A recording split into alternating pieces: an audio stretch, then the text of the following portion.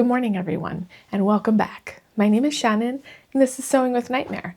Today is going to be another installment of our trouser pattern testing and pattern rating. So in the previous video, I did the carpenter pants, and today I'm going to be making the Anna Tilley Magic Pants. I'm making these pants because I've heard a lot of good things about them from other content creators, and I really like the way they look in the pictures, and I like how they have a stretchy waistband in the front and in the back, and really you only have to pick your size based off of your hip measurements. And I like the fact that they will be fully adjustable when you're wearing them, and like I said, stretchy, and they look really nice. Like, they look like really professional pants. So I'm excited to do those. Let's talk about fabric. So the fabric that I'm going to be using is this blue linen that I've had in my stash. So I'm trying to use up some of the fabric that I had in my stash, but this pattern I believe only calls for 3 yards if it's 45 inches wide, but if it's bigger than that, it's obviously going to be less. So I think 1.5 yards. So because I think this is like 58 inches wide. I believe I bought this off of Fabric Wholesale Direct. I think I had intended it for something else. I don't remember what, but I never made anything out of it. So I'm going to use it up for this. And I think this will be much more wearable than whatever I had originally intended it for. And I have like 5 yards of it. So I will have plenty left over once I'm done with the pants. So since I'm using up some linen that I had in my stash, I want to try and use up some of the other fabrics that I have in my stash. And I do have some stretchy fabric that I'm going to try and see if it will work.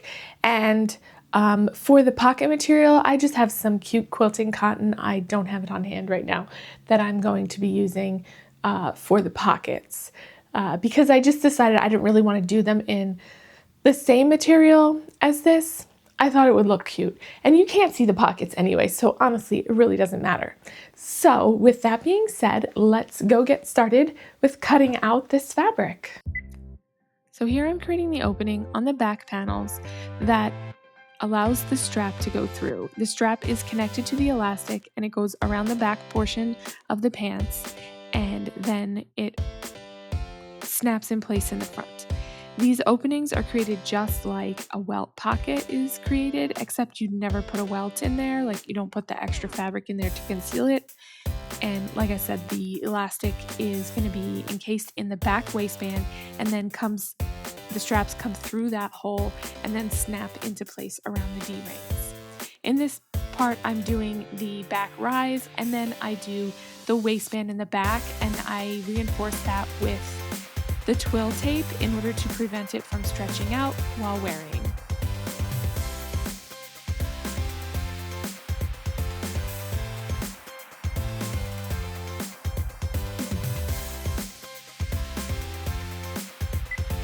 So here you can see I'm putting that twill tape in place in that back waistband, and like I said before, it helps to prevent it from stretching out and it stabilizes it. I've never done this before, but I think it is a really cool way of using twill tape in a project.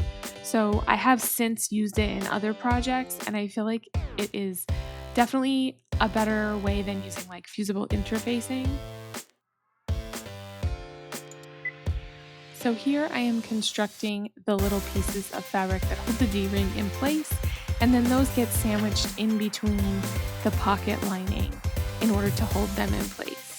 And you can see that I'm using my phone here in order to watch her tutorial, because I feel like it gives you a better understanding of how the pattern is constructed. And I feel like when it comes to sewing, it's much better to have like a visual aid.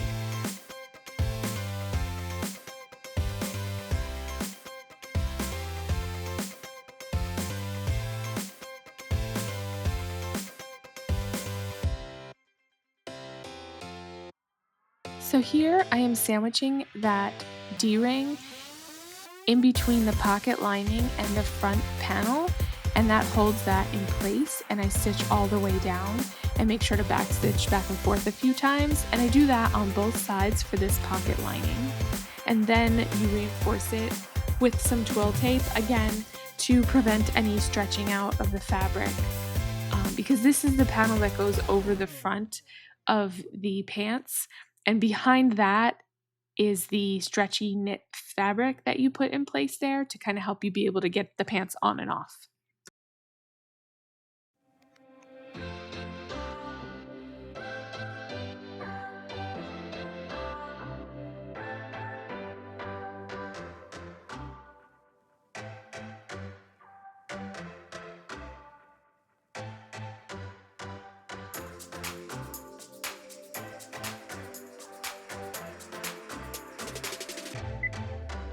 So in this clip, I'm creating the panel that is going to house the knit fabric, and all of this is also going to be reinforced with twill tape. So this fabric will go on either side of the knit panel, and that is going to be in the front closest to the skin, and then you have the panel that goes over the front of that to make it look seamless. So here I'm just finishing off the bottom part of that knit panel and hoping that it will work properly, because it is not the same kind of fabric that I was supposed to be using. As I said before, I just used what was in my stash in order to try to use up some of that fabric.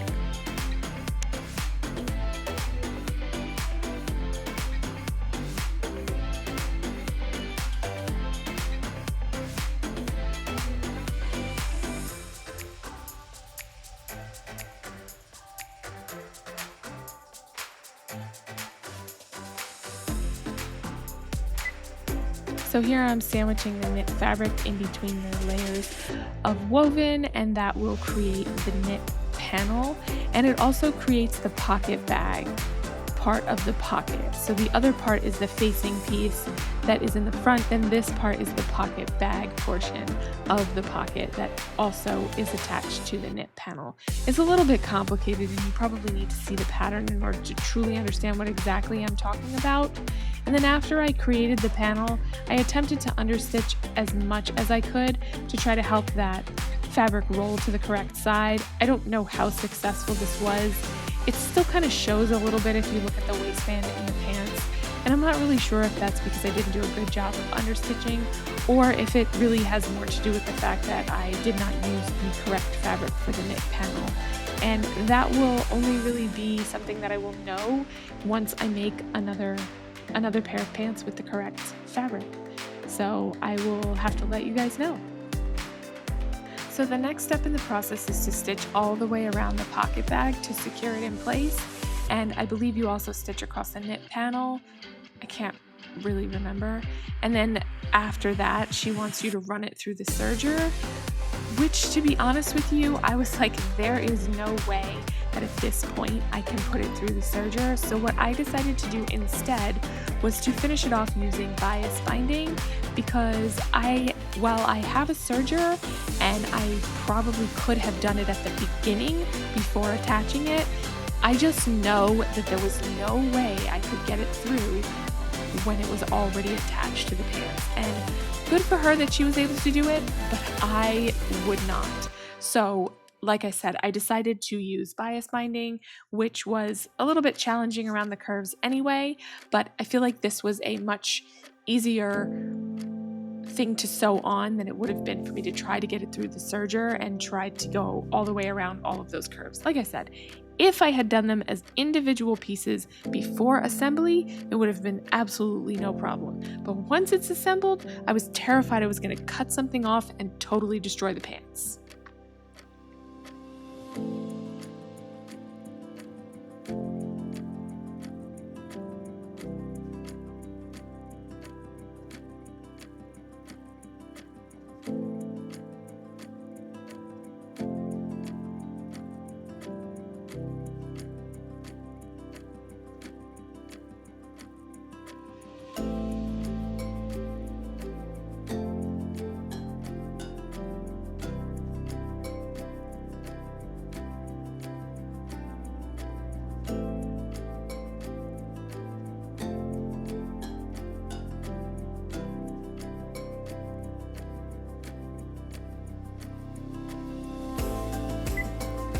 So once the pockets are fully constructed and fully finished, the next step is to sew the pockets down. And then after that, it wants you to sew the inseam, and then I believe you sew together the side seams, which is kind of weird to me. Also, the construction of the inseam is a little bit on the strange side. She has you stretching it out while you sew it because they're not the same length. And so you can see here that I am like attempting to make sure that they're even, and I'm pulling on that seam in order to make sure that the seam is even and it meets where it's supposed to. And you do that on both sides of the inseam, and then I believe the next step is to sew the side seams together, like I said before. But I've never seen an inseam that's like this. She says that the one of them is shorter than the other, and I guess this gives it a better fit. I'm not really sure, but it worked. So here you can see I am creating that side seam, and the other thing that you do when you create the side seam is you fold over the waistband so that when you fold everything out, it creates like a little pocket for the elastic and the strap pieces to kind of be hidden in there.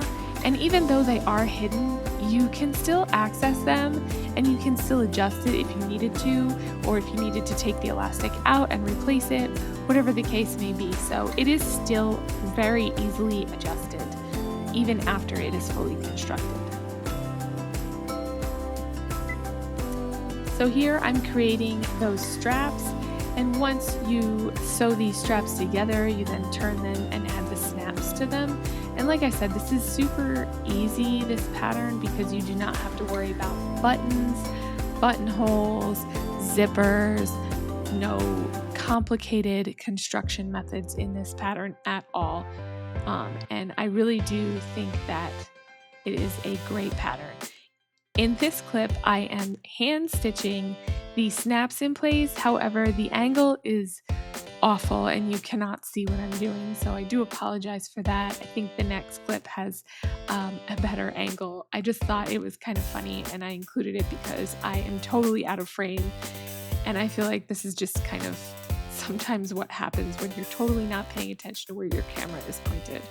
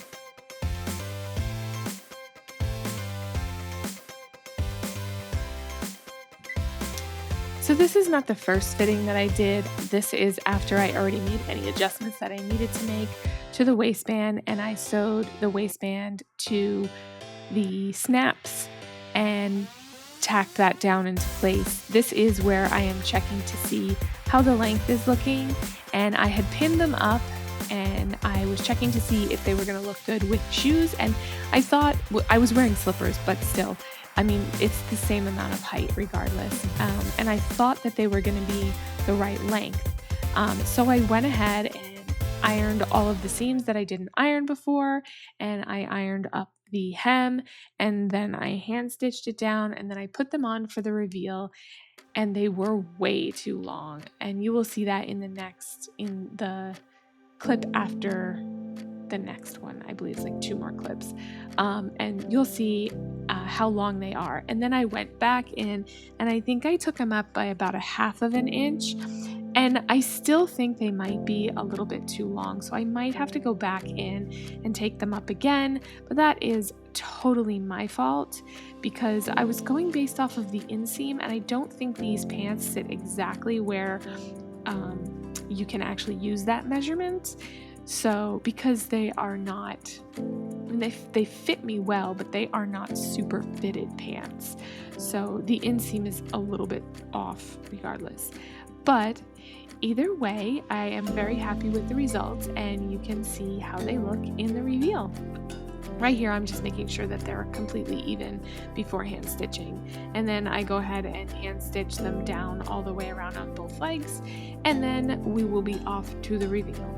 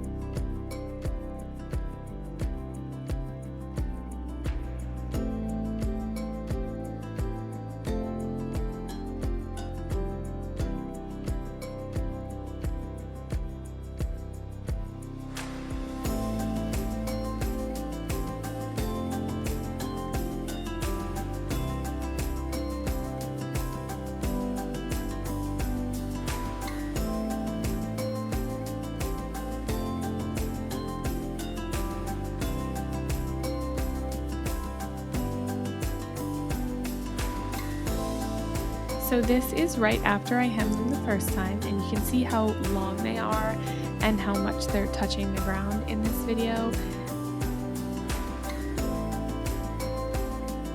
And I feel like I have to pull them up because I am stepping on them. But you can see here, they're a little bit shorter and they look much better. And I'm stepping on them less here.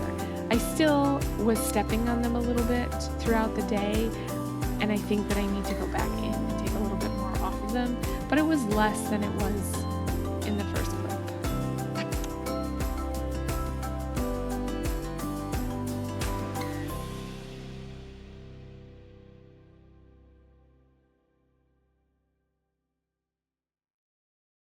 So let's talk about these pants. I'm going to go through my ratings for them, and I'm going to tell you how I rated them. So first off, instructions, easy to understand and clear. I would say 5 out of 5 because while the written instructions might sometimes be a little bit confusing for some people, she does have a sew along and a video tutorial where she walks you through the steps and shows you exactly how to construct them. So I used that more so than I did the written instructions, and I really liked it. It was super easy to do. Complexity of the pattern. How would I rate the pattern compared to what she rates the pattern? So she rates the pattern as an easy intermediate. I personally don't know that I would rate it that because I felt like with the instructions and the fact that there's really not that many pieces, there's no zippers, there's 2 snaps, but they're very easy to place and very easy to hand sew. I would say like confident beginner. I would not say that you need to be intermediate. I felt like this pattern was relatively easy to construct. And with the amount of instruction that she gives you, I think that if you are a confident beginner, you can do this pattern. Fitting, let's see, fitting, were adjustments needed?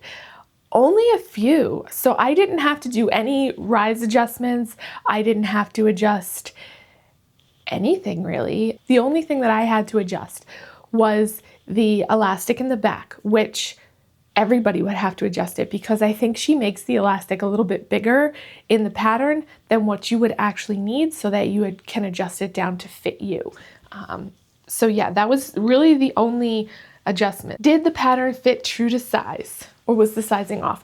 I would say yes, the sizing was true to size. So I would give the complexity of the pattern, I think she overrates it. So I would say 4 out of 5 because like I said, I think it's a little bit easier than she gives credit for. It's not a hard pattern to follow, and it's not so difficult that a confident beginner that's been sewing for a little while couldn't figure it out. I don't think it needs to be intermediate. And then for the fitting, I would say 5 out of 5 because there really weren't any fitting adjustments that I had to make other than the standard fitting adjustments that everybody would have to make. Overall rating of the pattern, 5 out of 5. I love this pattern. I love how the pants turned out. It fits me perfectly and I'm super happy with it. I've already worn it at least once, and my only complaint about it is that I made it too long. The pants are still too long. So I shortened them after I did the reveal, and then I filmed the reveal again, but then I wore them for the rest of that day and I still felt like I was stepping on them a little bit. So I might have to go back in and take a little bit more out of the bottom. Would I recommend this pattern? Absolutely. I love this pattern. I think it's super easy to do. I like that she has a video tutorial with it, and I think that it's easy for just about anybody to follow. If you understand the basic rules of sewing, you're good. And would I make it again? In fact, I plan on making it again. The only thing that I would highly recommend is to listen to what she says to use for the ribbing. So because I was trying to be conservative and not order any more fabric or wait for something else to come in, I did buy her Notion kit, but I wanted to see if it would work with what I had in my stash because I wanted to use the Notion kit for a different pair, like the ones that I plan on making. So these are basically my wearable toile, right? So I used just some fabric that I had in my stash. And as you can tell, it has stretched out. So what I did, as soon as I tried it on, I realized that it was the wrong fabric. And while I could have taken all the stitches out and redid the fabric, because I did have a panel from her Notion kit that I could have done, I decided against that because that was way more work than I wanted to do. So what I did instead, I put my own piece of elastic. So I sewed it to the back of the panel here. I don't know if you guys can see. So this is the back of the panel, of that rib knit panel here. And you can see that mine is stretched out. So I sewed that to the back so that it gives it a little bit of extra support and stretchiness. But I would recommend that you definitely use the ribbed knit that she recommends because this stuff did not have enough bounce back. It doesn't have enough stretchiness and it doesn't have enough bounce back. And that's the reason why I ended up having to use the elastic there. Don't do what I did and try to use something that's in your stash because that stuff was not stretchy enough and it stretched out really quickly after me just trying it on one time. So that being said, I will definitely use the correct stuff, and I have some of the stuff that I had ordered from her kit to use. So the reason why I didn't initially want to use it was because I didn't have it. I was waiting for it to come in the mail and I wanted to try out making these, and I had everything else. But that being said, I love these pants. I think they fit me great, they look great, and I highly recommend that if you are looking for a trouser pattern that looks really good, looks professional, could wear it to the office, but you want to be comfortable, this is the pattern. These are perfect and I love them. And like I said, I definitely plan on making another pair. All right, guys, well, that's all I have today. Thank you so much for watching. If you like my content and want to support my channel, please like and subscribe, and I will see you guys in the next video.